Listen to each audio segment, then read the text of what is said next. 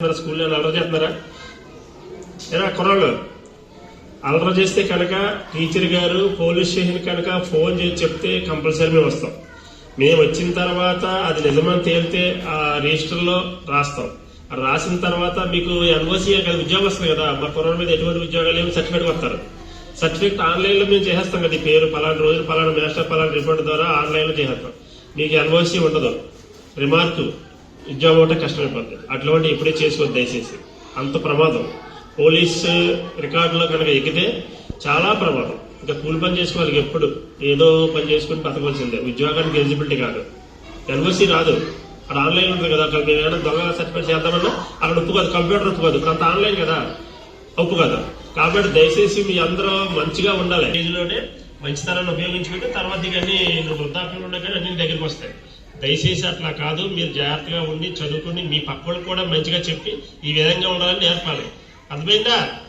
అందరూ మంచిగా ఉంటాం, మంచిగా చదువుకుంటామని వాళ్ళు చేతులుండే ఎత్తాలి స్పీడ్గా. ఓకే, థ్యాంక్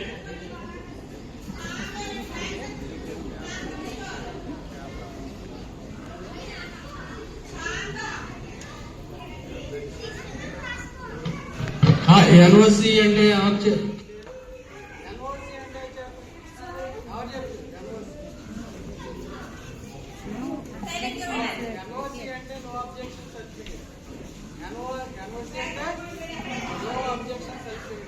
ఇప్పుడు మన స్కూల్లో మామూలుగా దొంగతనం చేసేది స్పోర్ట్స్ ఇస్తుంది కదా,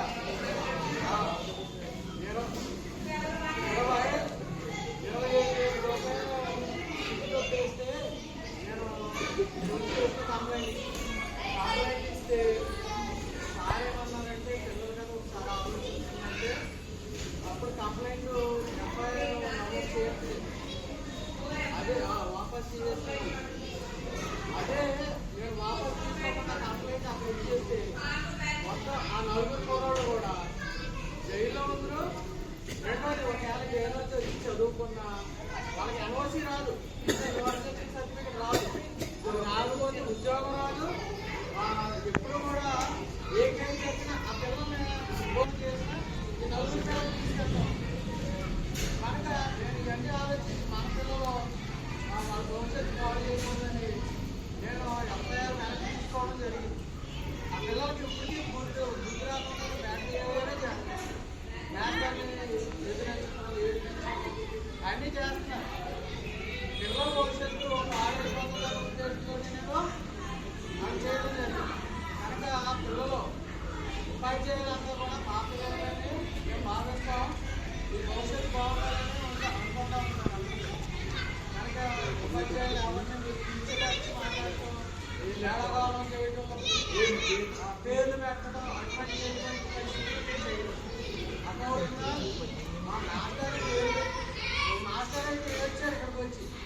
మీరు చేసిన పనులు చాలా వైడ్గా ఉంటుంది సార్, వీళ్ళకి డబ్బులు వస్తున్నాయి, సీలింగ్ పనులకి డెకరేషన్ పనులకి డబ్బులు రావడం వల్ల లగ్జరీనెస్ పెరిగిపోయి ఇదే ప్రపంచం అనుకోండి. ఇది కాదు, భవిష్యత్తు వేరే ఉంటుంది, అర్థమవుతుందా? కనుక మీరు అందరూ ఆలోచించుకోండి. మిమ్మల్ని కొట్టకుండా తిట్టకుండా వదులుతున్నామంటే చేతకాంత మనం అనుకోవద్దు.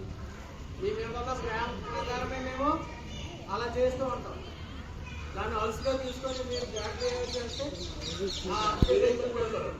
ఇంటి పాలు తాగుతూ ఎవరు చూడదనుకుంటారు, తర్వాత పనిష్మెంట్ ఉంటారు. అన్ని గ్రూపులతో సహా అప్ చేశారు. అందుకు మీరు అందరూ కూడా చక్కగా చదువుకోండి.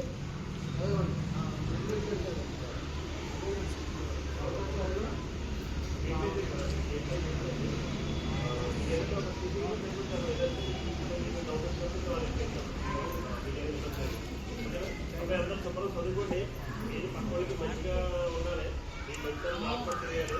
ఇందులో ఊరంటే భద్రతగా ఉండాలి. ఊరు ఏ వస్తువు పోయినా మీ వస్తువు పోయినట్టు మీరే సెక్యూరిటీగా ఉండాలి. మీ సెక్యూరిటీ మీరు ఎలా చేస్తారు? ఆ స్కూల్ వచ్చి ఎవరు కారణం? మీ ఊరు స్కూల్ బాగుంటేనే మీరు ఆ గ్రామస్తులు మంచిగా. మీరు అట్లా ఉంటే ఎలా ఉంది చెప్పండి. ఆ వెంటనే రోజున వాపస్ తీసుకుంటే కేసు రాస్తారా? ఇబ్బంది అవుతుందా? ఒక్కసారి వాళ్ళ టైం పోలీస్ స్టేషన్కి వెళ్తే 22 పోలీస్ స్టేషన్కి వెళ్తారు. ఒక బ్యాడ్ హ్యాబిట్ ఫస్ట్ టైం అలవాటు అయిందంటే సెకండ్ టైం థర్డ్ టైం అలవాటు అయిపోతుంది.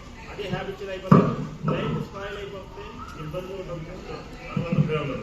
ఓకేనా? దయచేసి మీ అందరికి జాగ్రత్తగా ఉండటం మంచిది, చాలా కేర్గా ఉండటం మంచిది. అర్థమైందా? శుభ్రంగా ఉంటాం, అలవాటు చేయకుండా ఉంటాము, చదువుకుంటామన్న వాళ్ళు చేసినట్టుండే అర్థమే స్పీడ్గా. ఈ చిన్న వయసులో మీకు ఏమీ తెలీదు. 20 సంవత్సరాలు 21 సంవత్సరం వచ్చిన తర్వాత ఎవరన్నా మగపిల్లలు పెళ్లి చేస్తారో, తర్వాత భార్య పెంచినప్పుడు సరైన పొజిషన్ లేకపోతే నీ కష్టం దేవుడికి తెలుసు. అలాగే ఆడపిల్లలు కూడా మీరు శుభ్రంగా చదువుకుంటేనే మీకు మంచి యోగ్యత ఉంటుంది. అద్దరుందంటే వాడు మంచోడైనా మంచోడు అవ్వకపోయినా మీ లైఫ్ మీరు నిలబెట్టడానికి చాలా బాగుంటుంది. అర్థం చేసుకుని మీ యొక్క లైఫ్ క్వాలిటీ తీసుకోండి, మంచి చదువుకోండి. ఒక చదువు అంటే ఒక ఆయుధం, ఆ ఆయుధం చేతిలో ఉంటే మీరు ఎలాగైనా జీవించగలరు. దయచేసి మీరు అలాగా ఉంటూ డిసిప్లిన్గా ఉంటూ చక్కగా ఉండి చక్కగా చదువుకోండి చాలు. ఓకేనా? తరగతులు పెరుగుకోవాలి. మీకులాగే నేను జిన్నూరు జంపే హై స్కూల్లో 6వ తరగతి నుంచి 10వ తరగతి దాకా చదువుకున్నాను. గవర్నమెంట్ హై స్కూల్లోనే. ఇంకా మీకు బట్టలు ఇస్తున్నారు, అప్పుడు మాకు బట్టలు లేవు. మీకు ఫుడ్ పెడుతున్నారు, అప్పుడు ఫుడ్ లేవు. ఇలాగ గోల్ సంచులు ఉంటాయి కదా, మన ఊరియే సంచులు, అలాంటి సంచులు కుట్టించుకుని స్కూల్కి వెళ్ళి చదువుకున్నాం. ఆ రోజులు చదువుకోవడం వల్ల ఇలా జరిగింది. అలాగే 10th పాస్ అయిన తర్వాత 10th ఫస్ట్ క్లాస్ అప్పుడు 364 మార్కులు నాకు. నేను పల్లెటూరు అండి, అప్పుడు నాకు పెద్దగా తెలీదు. ఏదో గురువులు చెప్పే దాన్ని బట్టి చదువుకున్న దాన్ని బట్టి నా రాసుకున్న దాన్ని బట్టి నాకు మార్కులు వచ్చాయి. తర్వాత inter, first inter, second inter, degree అయిన తర్వాత బీఈడి అయిన తర్వాత వెంటనే జాబ్ వచ్చింది. జాబ్ వచ్చిన తర్వాత నేను ఇందులో ఉండిపోయాను. ఇంకా జాబ్ వచ్చేసింది కదా అని ఎకనామికల్ ప్రాబ్లం వల్ల జాయిన్ అయిపోయాను. లేకపోతే నేను వేరే స్టెప్కి వెళ్ళాలి, ఇంకా వెళ్ళలేదు. పేరెంట్స్ ముందు ఎకనామికల్గా మనకి చాలా కష్టాలు చదివించారు కాబట్టి ఇందులో ఉండిపోవడం జరిగింది. అయినా ఏమీ తగ్గలేదు. ఈ రోజు మంచి జాబ్, ఇది మంచి ప్రమోషన్ వచ్చింది, మంచి శాలరీ వస్తుంది, 10 మందికి సేవ చేస్తున్నాం అంటే చాలా ఉపయోగకరంగా ఉంది. ఇది ఒక నాకు గాడ్ గిఫ్ట్. అందరూ అలా చదువుకుని పైకి రావాలి. ఆ స్కూల్ ఈ స్కూల్ అన్నది ఏం లేదు. మనం చదువుకుంటే ఎక్కడైనా చదువు ఉంది, మంచితనం ఉంది. ఓకేనా? అర్థం చేసి జాగ్రత్తగా చదువుకోండి.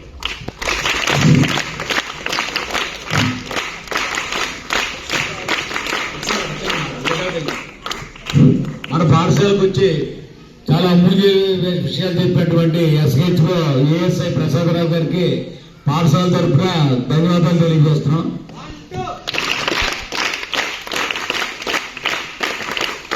Thank you sir.